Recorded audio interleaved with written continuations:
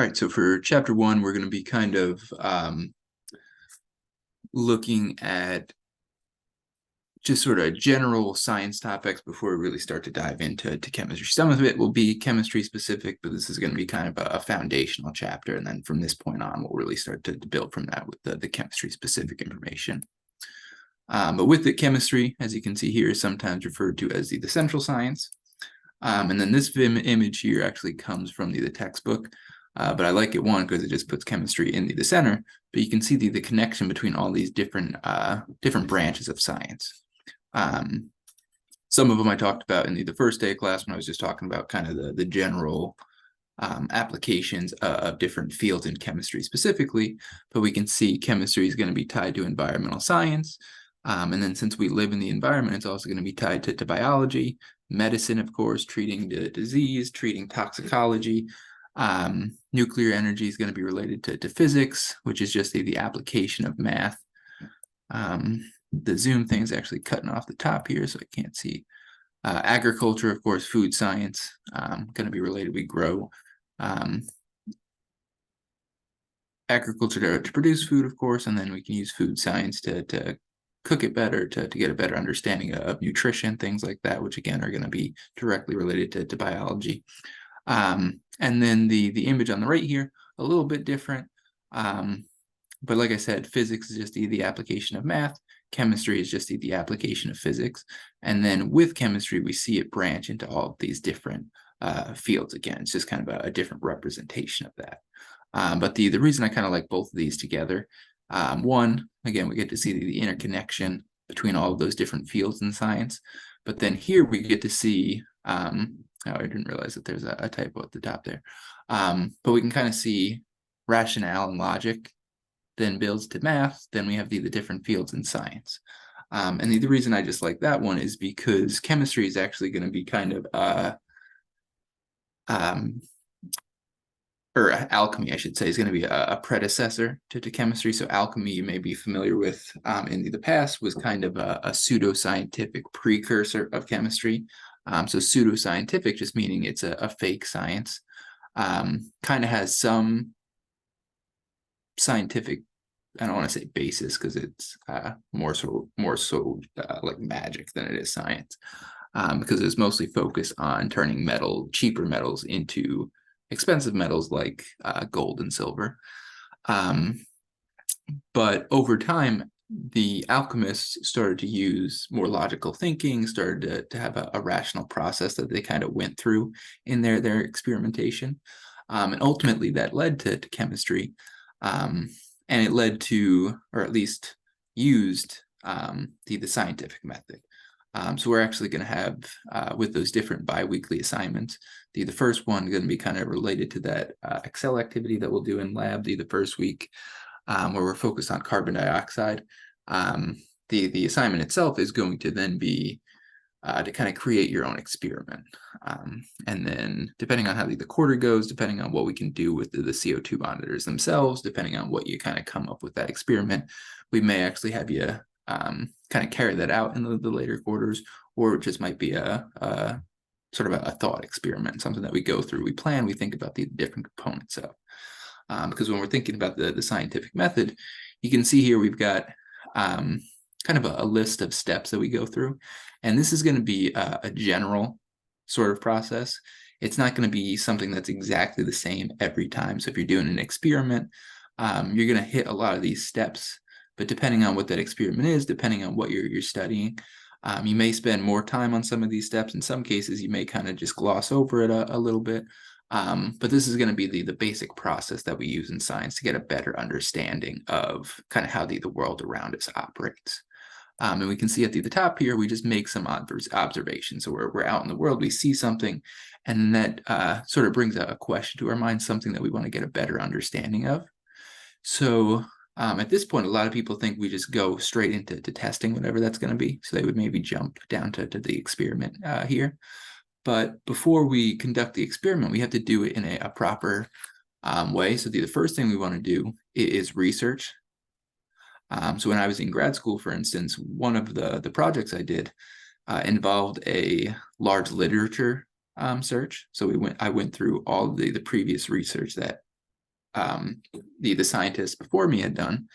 And that was useful because it kind of gave me a foundation for how to create my own experiments. So I was focused on how pesticides broke down, how sunlight specifically broke down those pesticides, degraded them.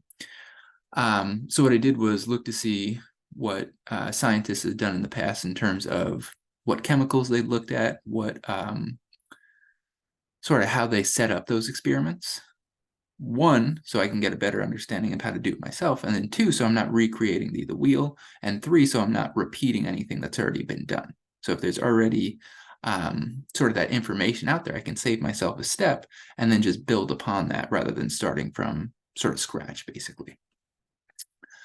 And then from the research part, you come up with a hypothesis, something that you're going to test, and then you design the experiment in a way that you are actually testing that hypothesis specifically.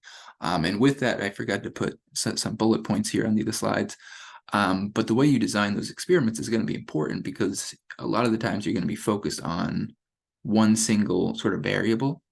So we want to design the experiment so that the only variable that we're actually changing is going to be the one that we're focused on. If you think about it, if we have multiple variables, if we have multiple things that are different between each of our trials, then we're not going to be ultimately getting to the correct point. So if we think again about my research with studying pesticide degradation, again, looking to see how sunlight breaks those chemicals down, if those chemicals are also being broken down thermally, so if it's hot enough that they just break down from the heat or they evaporate out, that's going to interfere with my experiment. It's going to interfere with the data. It's going to interfere with the conclusions I draw.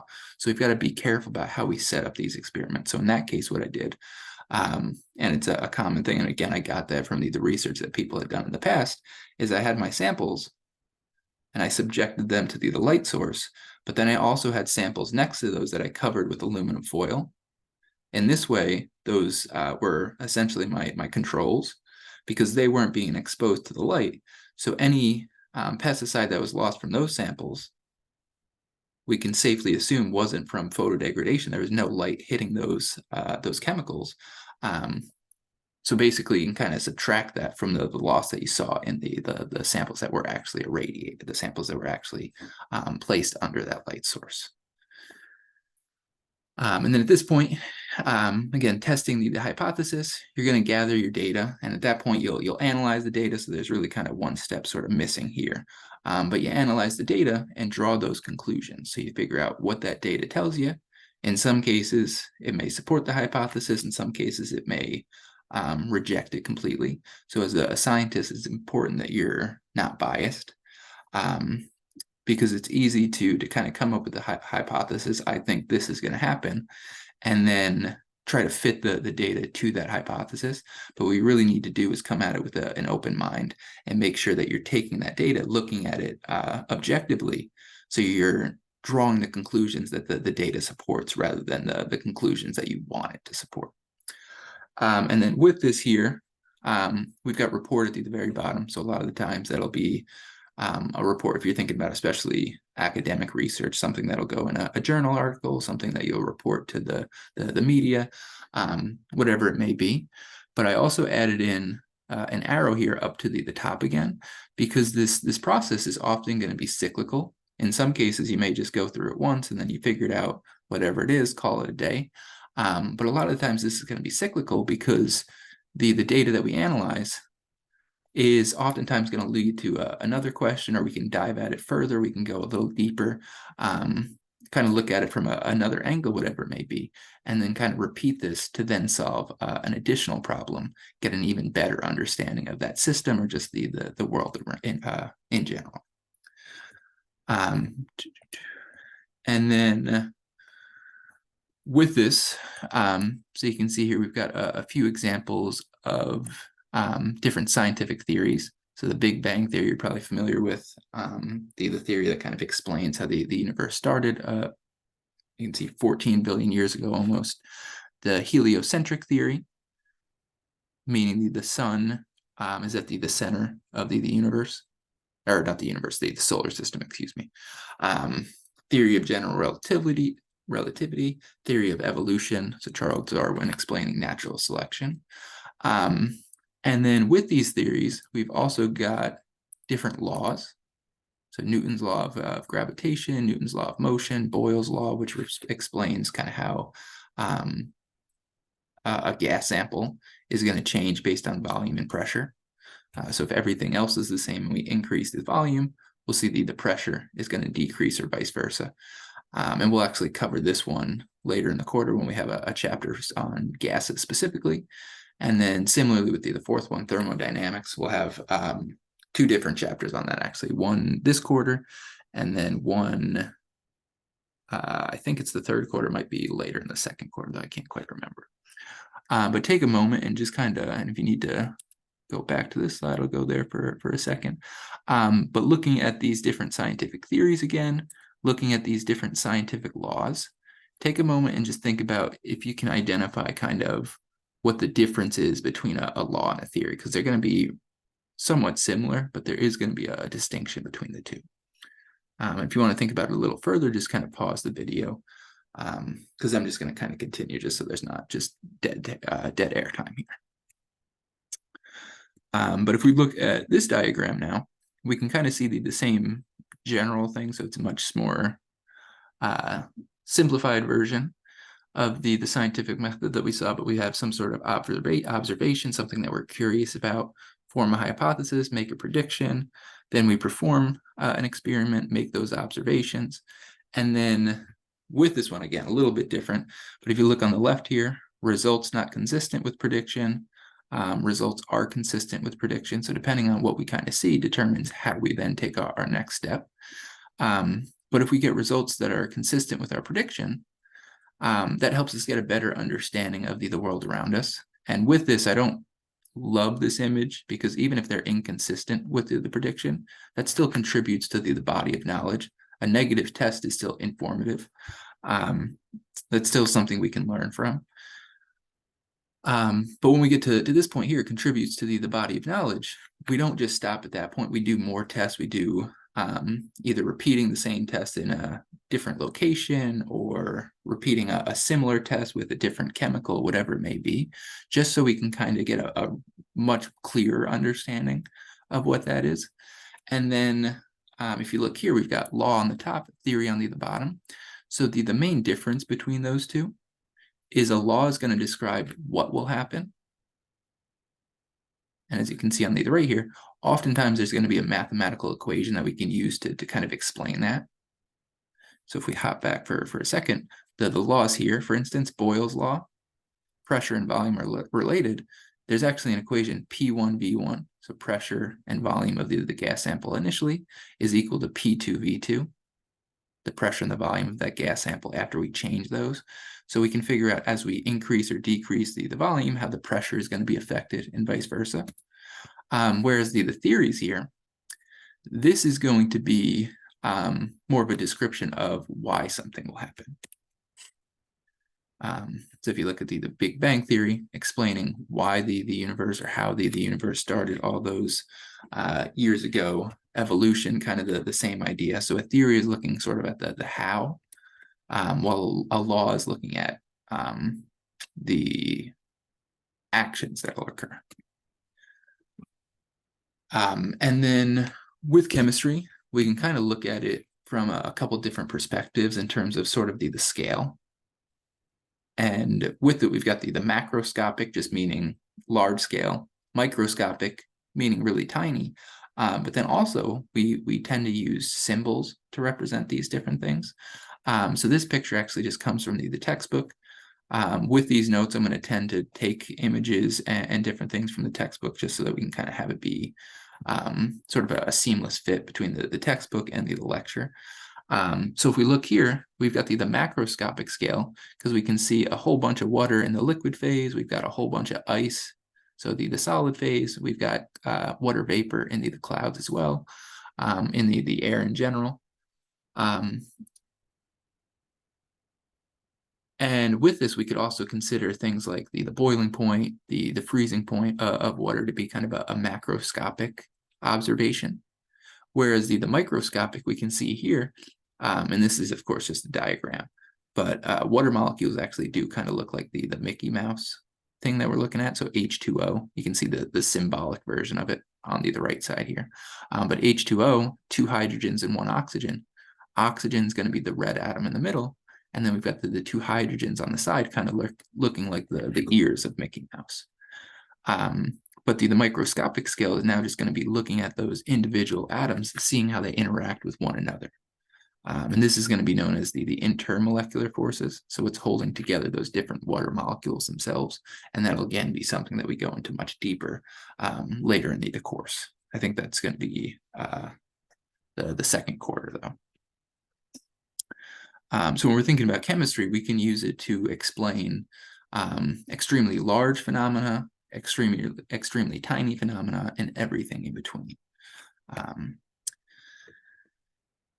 And like I said, this is going to be, for the most part, this chapter. Some of it will be kind of specific to chemistry, but a lot of it's just going to be kind of general science information, giving us a foundation so that we can then get into that chemistry-specific material starting in chapter 2. But if you look here, phases and classification of matter, and then we've got the different learning objectives from the textbook. So they don't match up perfectly with what we have in the course description and things, but they're pretty similar. And looking at these, we're going to, of course, talk about all of them individually. But what I want you to do is kind of just think about what do you think matter is? Do you have a description, an idea, a definition of that? And then similarly, think about solid, liquid, and gas. What do you know about the differences between those 3 states of matter? And again, just kind of pause the video if you need to, take a moment to kind of just think about those 2 questions, and then we'll just dive into it. But with matter, pretty simple definition: anything that occupies space. So we'll learn that that's just going to represent anything that has volume. Volume is just going to be the space that something takes up, and then also has mass. So when we're looking at the different phases of matter, solid, liquid, and gas, and we'll also see, you might be familiar somewhat with plasma. That's kind of the 4th state of matter. We'll talk about that very briefly in a moment. But for the most part, we're going to be almost entirely focused just on sort of the main 3, because plasma is kind of a unique one. But with it, I also want you to now think about, we have the definition for matter. We can see solid, liquid, and gas. See if you can think of anything that doesn't fit that description. What things would we not consider matter? What doesn't have mass? What doesn't take up space? And with that, there's a whole host of potential answers, but just a couple of them to think about are going to be things like energy. So we can see light and heat, same thing with the rainbow, just light again. Emotions, reflections, time, memories, thoughts, ideas. So all of those sort of intangible things won't be considered matter just because they don't take up space, they don't have mass. But some of them will be things that we talk about in this course. So heat, light, just different types of energy are things that are going to come up. And then with the phases of matter, something that you've probably heard about going back to just general science classes throughout elementary school, middle school, high school. But you may not actually have put terms to some of these different things. But see if you can think about quickly just what the differences are in terms of the shape and the volume of these different types of matter, in terms of how they do or do not change relative to the container that they're in. And what I mean by that is, if we look at the solid, we can take whatever this solid cube is, we can take it from this flask, we can put it on our desk, we can throw it across the room, and because it's solid, as long as we don't break it, its shape, its volume is not going to change, just because the atoms there are going to be held tightly together. Whereas when we get to the liquid phase, now those atoms are going to be more spread out. They're actually going to be able to kind of flow over each other, whereas the solid is somewhat rigid. the atoms themselves, so that substance is still going to be actually vibrating. So everything in the universe is moving at least a little bit, as long as it doesn't get down to absolute zero for a temperature. At that point, all motions cease to exist. But even these solid atoms in this sample are going to be vibrating next to each other slightly, but they're going to be held together in a kind of rigid formation, and that's why they're going to keep that shape, whether we take it out of this container or not. Whereas the liquid, now we've kind of freed up those atoms or molecules, whatever it may be, freed them up a little bit more. Now they can flow over each other. And that's why if we take the liquid out of this container and pour it into a different container itself, it's still going to have that same volume, still going to take up the same amount of space, but it's going to take on the shape of whatever container we put it in. Or it's going to take the shape at least up to the point that it can fill. Because you can see it doesn't take the shape of this entire container. It only takes the shape of the piece that it can fill at the bottom. Whereas the gas all the way to the right, those molecules or atoms, whatever it is, for that particular sample, aren't going to be really interacting at all. They're going to be basically independent of one another and just spread out completely. And that's why we can see the gas sample is then filling the entire volume, the entire shape of this container. So the solid has fixed shape and volume, not going to change, again, unless we break it. The liquid takes the shape of the container, but the volume is going to be the same no matter what. We pour it into something else. It's still got that same volume, just a different shape now. And then the gas, its volume and its shape are going to change depending on what container we actually put it in. Because if you now think about, if you had this flask, and we were working in the lab, if we then took off the cork on the top, that gas isn't just going to stay in this container like the solid or the liquid will. Now this gas is then just going to leave the container, and it's now going to fill the entire volume, take up the entire shape of the room that we're in. And then with this chart, just kind of highlights those points again. So volume and shape already talked about. And then with the motion as well, the atoms in a solid, or the molecules, again, depending on what specifically that sample is. And if you're unfamiliar with these two terms, we'll talk about them in a little bit later in this chapter. But they're going to be held pretty close together, and that's why that shape and volume won't change. Whereas the liquid, now they have more sort of flexibility. They're more disordered. They can flow over one another. So we start to see the shape change now, but they're still close together. So the volume, the amount of space it takes up, remains the same. And then finally with the gas, those atoms or molecules are completely independent of one another for the most part. And that's why they just totally spread out to fill the container. And then with the density here, I think that kind of follows from the way that those atoms are sort of arranged. Solids are going to be the highest density, just packed together the most. Gases will be the lowest because they're just going to spread out completely. But this is going to be general, because if you think about something like water, the solid actually floats on the liquid, just because with water, the solid's going to be less dense. But this is the general trend we see in pretty much every other substance. And then with compressibility, what that's referring to is just the ease at which the volume of a substance will change with pressure. So if you think about a solid, like so I've got my metal thermos, my metal water bottle here with me. I could take this to the top of a mountain. I could take it to the bottom of a valley where there's going to be pretty drastic changes in the air pressure. But because of the bottle itself is a rigid solid, it's going to be really difficult to compress. It's going to take a lot of pressure to actually change the volume of this bottle itself, or of this thermos, I should say. So solids, we consider them to be essentially non-compressible. They don't really change volume at all with pressure. And for the most part, liquids are the same. They might change a little bit, but they don't really change volume too much as we increase or decrease pressure. What we do see that occur with is just going to be the gases. And if you just think about something as simple as a balloon, if you've ever seen a weather balloon be released, as it gets higher and higher into the air, that weather balloon gets larger and larger, just because the air pressure decreases, so it starts to expand. Conversely, if you had a balloon in your hands and just started to squeeze it, you increase that pressure, force those gas atoms or molecules closer together, so the balloon becomes smaller until ultimately it pops. So the gases will be highly compressible, liquids and solids essentially non-compressible. There is a little bit to them, a little bit more, especially with the liquids, but for the most part, they don't really change at all. And like I said, those are going to be the three states of matter that we pretty much focus on for the entirety of this course. But plasma is the fourth state of matter. And with this graphic on the side here, enthalpy of the system is increasing as we go up. That'll be another term that we talk about later on the quarter.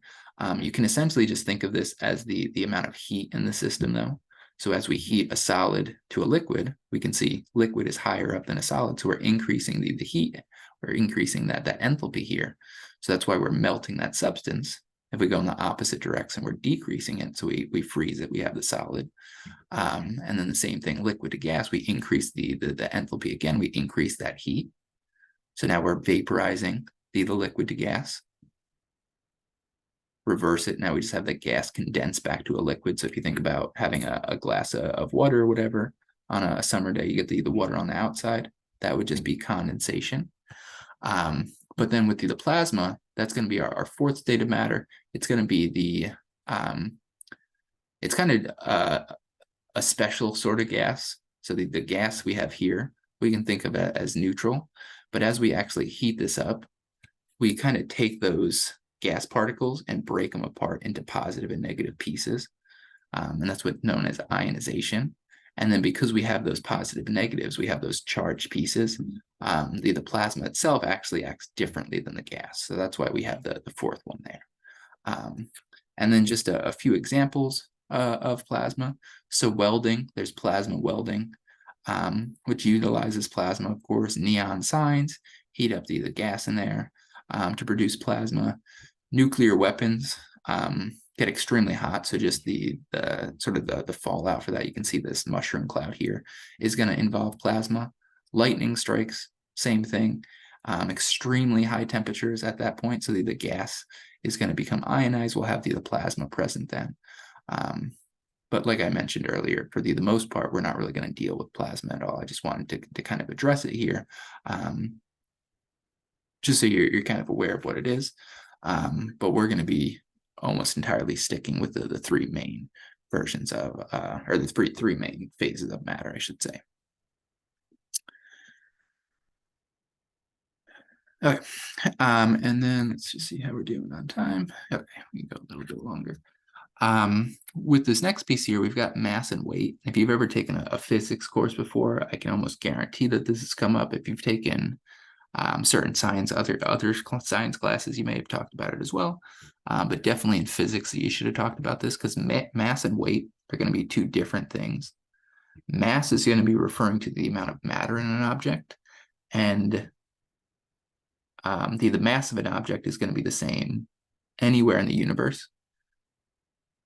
So for instance, if I have a mass of, what would it be? I don't know, 70 kilograms. I don't know if that's actually correct or not.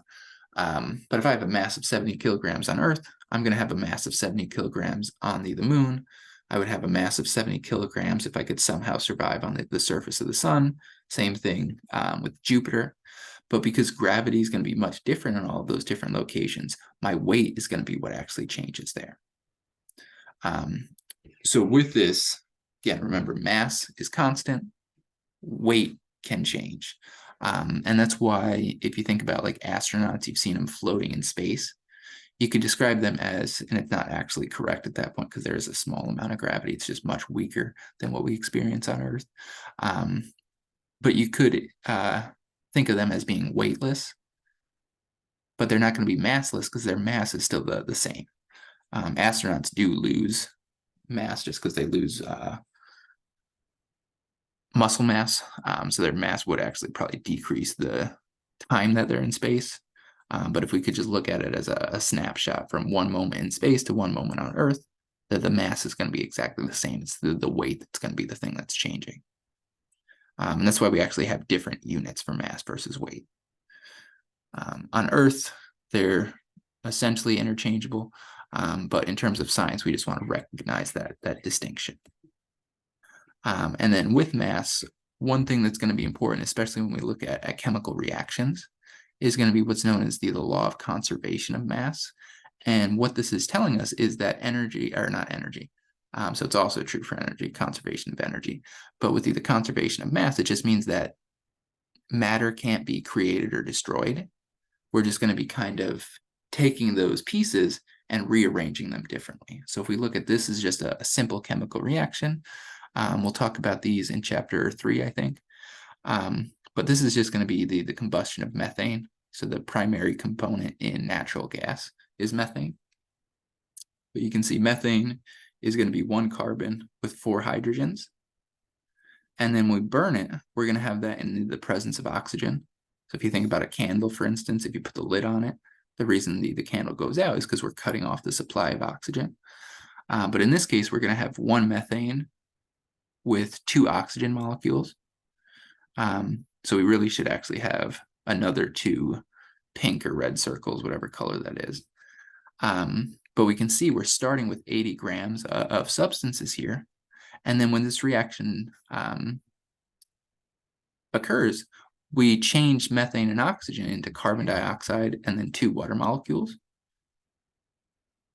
So we can see green carbon is starting with blue hydrogens, but then we have it combined with the oxygens here. And then we're taking the oxygen and combining it with the hydrogen to make water. But because we have the same, because we have this law of conservation of mass, we have that same amount of product on the right-hand side. I should mention when we're working in lab, in some cases it may seem like we're either losing mass or creating it. In the case where, let's say if we were doing this a reaction in lab, and let's say we started with 80 grams of material, we could potentially wind up with 90 grams of product. And that doesn't mean that we created 10 extra grams of something. What that means is our sample is just contaminated. And likely it would just be we had extra water in whatever that reaction is. That's the simplest way to wind up with extra mass. But again, it's not going to be violating the conservation of mass. It's just going to be sort of an error in the lab practice itself. Or conversely, if we started with 80, but only wound up with 60, it doesn't mean that we destroyed that matter. It just means we could have spilled something.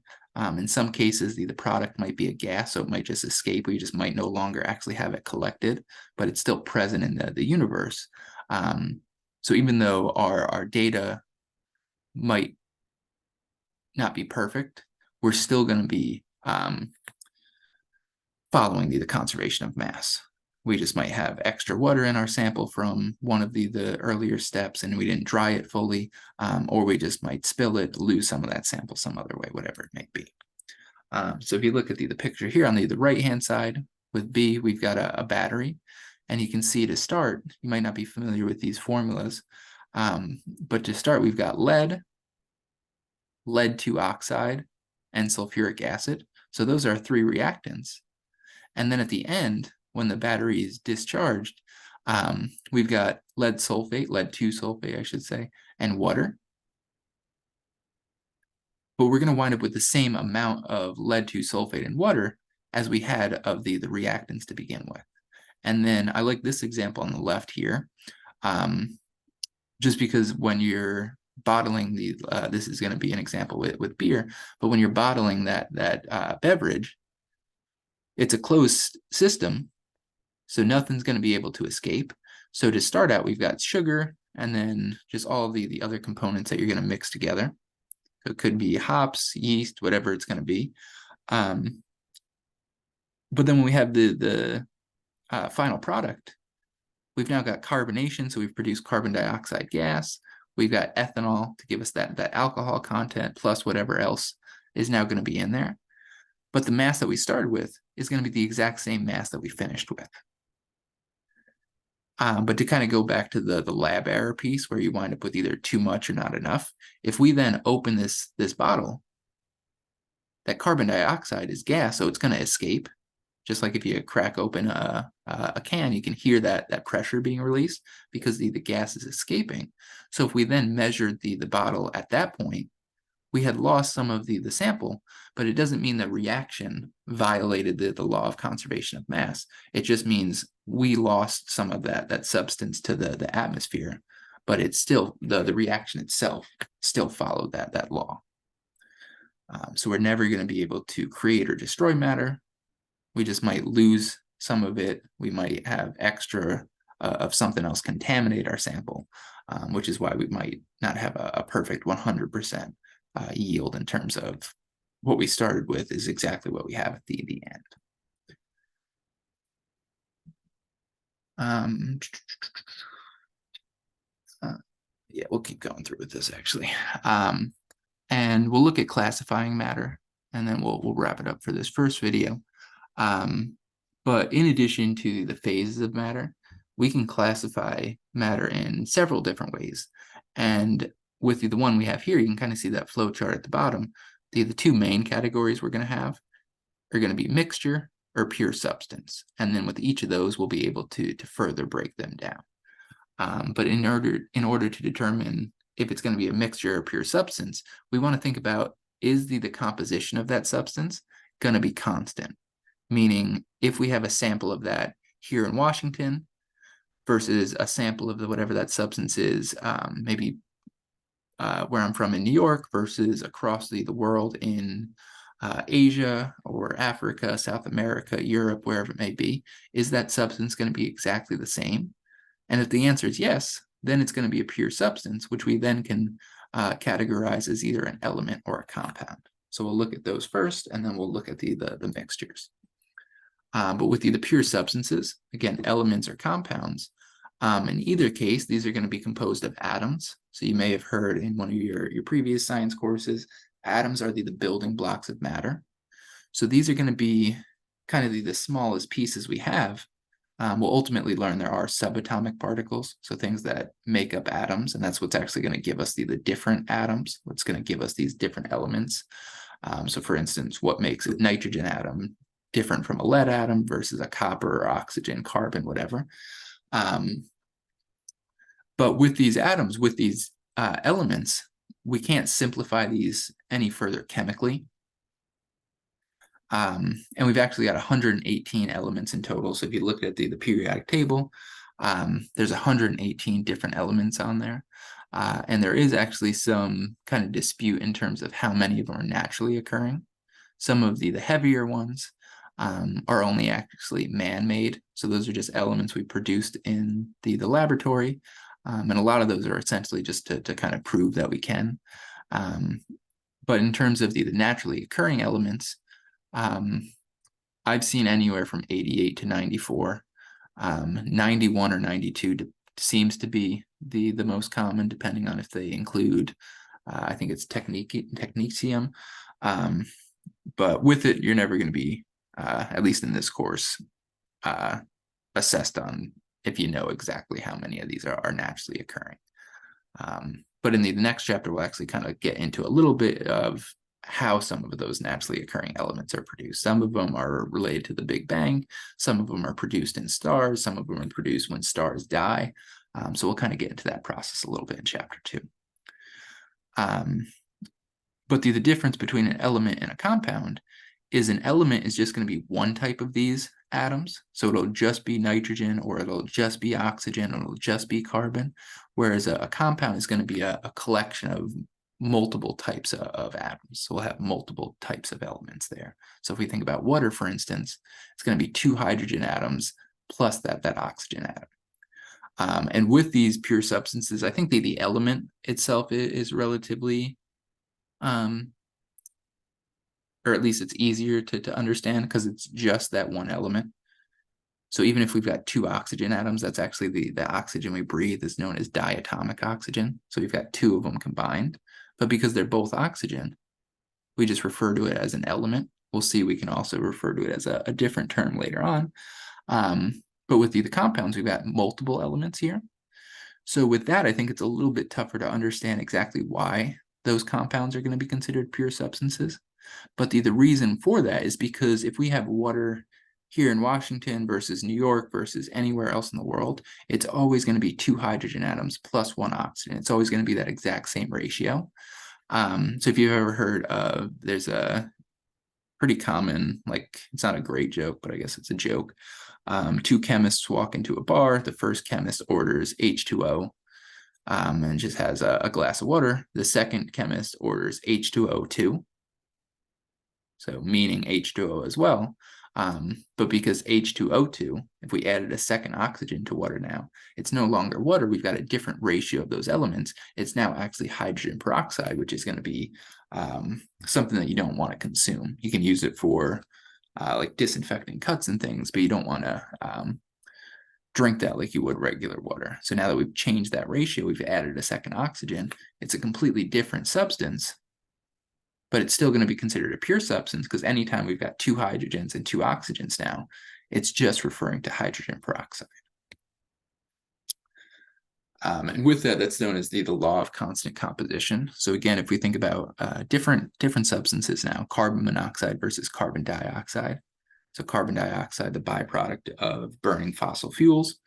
Carbon monoxide is actually also produced from the incomplete combustion of fossil fuels. So that's why, especially in the wintertime, if you start warming up your car, but your exhaust is backed up, that can wind up being deadly because the carbon monoxide there is going to wind up being produced, and then it's going to have nowhere to escape. So that's why, especially in extremely cold places, if people warm up their cars in like their garages and things, there's usually a handful of fatalities a year just from carbon monoxide poisoning because that substance builds up.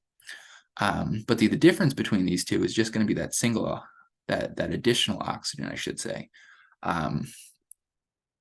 And that's why we've got 2 completely different compounds here. So 1 carbon and 1 oxygen, just carbon monoxide, whereas 1 carbon, 2 oxygen is now carbon dioxide. But that's going to be the same thing anywhere in the world, so we're still going to refer to these as pure substances. But the difference between compounds and elements, again, elements is just one type of atom, compounds is going to be a combination of multiple. With these compounds, we can now simplify these. So if we look here, if you think about just this 1 oxygen atom by itself, so if we just had that oxygen atom completely alone, there's nothing we can do to it to simplify it. It's just oxygen. It's in its simplest form to begin with.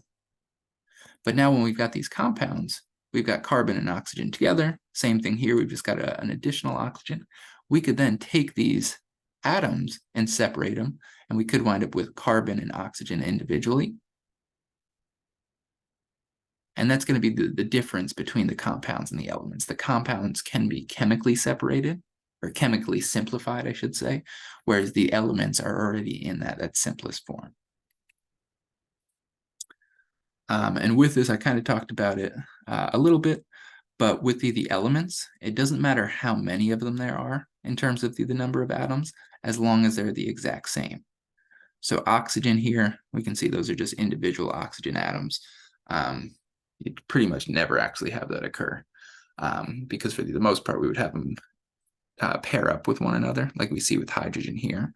But in each of these first 2 cases, we're going to refer to these as elements just because with the first one, it's only oxygen. The second one is only hydrogen. Even though they're paired together, it's still only hydrogen with each other. So we don't have different types of atoms. We don't have that compound until we take something like hydrogen and oxygen together and combine them like we see in water. But again, we're going to consider this to be a pure substance just because anytime we have 2 hydrogens and 1 oxygen, it's always going to be water. If we added a second oxygen, now it's hydrogen peroxide. So it's a different compound, but that would still, again, be a pure substance. But with the mixtures, what we're going to see there is we'll have different types of matter that can be present in varying amounts. And what I should have also added here is that these can be physically separated. So if we think about salt water, for instance, the picture we have here is the Great Salt Lake. So there's just a dividing road in between. It's kind of in the middle of the lake that separates it into the north and south branches, or arms, I think they refer to them as, yeah. And then with it, the salinity isn't the exact reason for these color changes. I forget exactly what was going on here. I assume something bacterial related. But with the north arm of the Great Salt Lake in Utah, it's going to have a salinity of 25%, whereas the southern part of that lake is only going to be about 15%, so still extremely high, but not quite as high as the northern branch. So just looking at those two halves of this lake, we can see both of them are still going to be saltwater, but because they've got a different ratio, we're not going to consider that to be a pure substance. Because then if we even compare this to the oceans, which are typically around 3 or 4% salinity, we can still see we'll have those same two components, salt and water, but we've got them in a varying composition, so they're not going to be pure substances. And then also with the salt and the water, we can physically separate those out. So we can just boil off the water, get the salt by itself. If we wanted to, we could set up an apparatus to then collect that water separately, and have just pure water and pure salt. Whereas something like water by itself, we can't separate the hydrogen and the oxygen physically. And that'll be something we talk about later in the chapter as well. But the compounds can only be simplified chemically, whereas the mixtures can be simplified physically. So we can actually just physically take those two components and separate them without actually changing anything about those two components. So again, salt water, we can wind up with salt and water by themselves, but they're still the same thing as we started with. Now they're just individual. And just like with the pure substances, the mixtures will have two different types of mixtures. The first one being homogeneous. And with this one, it just means uniformly mixed. So we'll actually have a chapter later on in the third quarter, I think, focused on solutions. And a solution is just going to be another term for homogeneous mixture. And one way you can think about these types of mixtures is if we had a sample that was homogeneous, we could take two smaller samples of it, and they're going to be exactly identical in terms of the composition. So if you think about vinegar, for instance, we could pour out a little bit of the liquid into one glass, pour out an equal amount into the second, and those two samples are going to be exactly the same just because that mixture is going to be uniform. Same thing even with some of the solid ones here that I think are a little bit more difficult to understand. But brass and steel are just going to be alloys, so we're going to take multiple metals and just combine them. But we're going to have that combination be uniform throughout. We're not going to have sort of different chunks of, I can't remember what metals are actually used in these different alloys. But let's say we had metal A and B in steel. We're not going to have one chunk be metal A, one chunk be metal B of these tools. We're going to have that evenly mixed. So every single sample of that is going to have the exact same composition. So homogeneous mixtures are going to be evenly dispersed. But with these ones, again, we can physically separate out these pieces. So vinegar is actually just going to be water and then acetic acid. We could physically separate out those pieces, whereas the water or the acetic acid itself, we can't physically simplify that. And with this, air and blood, I don't think are great examples, just because the air itself, if you think about a small enough area, it'll be homogeneous. But like there's different air pollution in different parts of the world, different chemicals in there. So depending on the scale that you're kind of thinking of it on, could it be homogeneous, or the next example, which will be heterogeneous. So homogeneous, you think about it, going to be uniform throughout. The heterogeneous is going to be a varied composition throughout. So if you think about soda, for instance, if we just had a cup of soda, you don't need to shake up soda or anything because it's already just evenly mixed. So the soda by itself would be homogeneous. But once we throw in some ice there, now the ice is going to float near the top. So if you look at the bottom here, just soda versus the top, which is soda with ice. So we've got a varied composition there now. Same thing with the pizza, the salad, the sandwich, the chocolate chip cookies. If you took a bite of any of those different things and then took a second bite, they're not going to be identical in terms of the specific combination or composition. So with the chocolate chip cookie, probably the easiest one to understand of these four different foods. But if you look at the cookie on the right here, if we take a bite from kind of the left half of it, we might not get any chocolate chips. Whereas if we take a bite from the right, we might get multiple. So we're going to get a varied composition with each bite just because it's not going to be uniformly mixed. And then at the bottom kind of has some similar examples, like with a taco, for instance.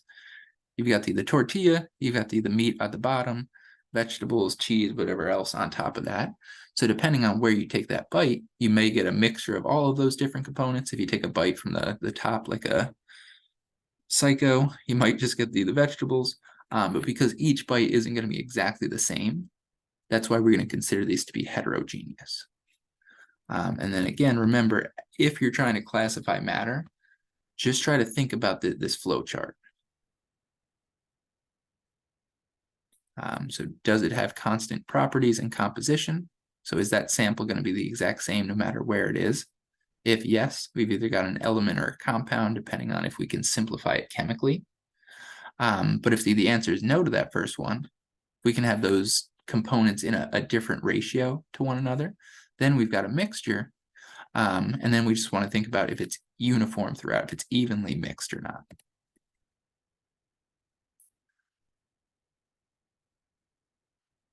Okay, so this will be the last thing we look at in this video, but take a moment and you may just want to pause the video quick so you have a little bit of time to kind of think through these more. But with the first few examples, we just want to identify if those are going to be considered elements, compounds, or mixture. And then with the mixture, if you want to try to identify it as homogeneous or heterogeneous, go one step further you can.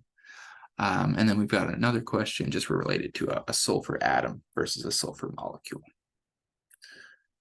And we haven't really talked about molecule yet, but we'll get into it in this chapter if you're not familiar with that term. But again, just pause the video if you want a little bit more time to work through these, because I'm just going to kind of start going through them anyway. But with the classification for number 17, iron and oxygen, if we had a periodic table, and I'll give you one of those during this first week of class, but if we had a periodic table, we would just want to look to see if either of those things are present on there. And iron's going to be present in kind of the middle of that periodic table. Oxygen is going to be present off to the top right. So even though oxygen typically exists as two oxygen atoms together, that's the oxygen we breathe. There's also ozone is 3 oxygen atoms together. But in either of those cases, it's just oxygen atoms. So that's why we're going to consider it to be an element. And then the same thing with iron, just a metal element.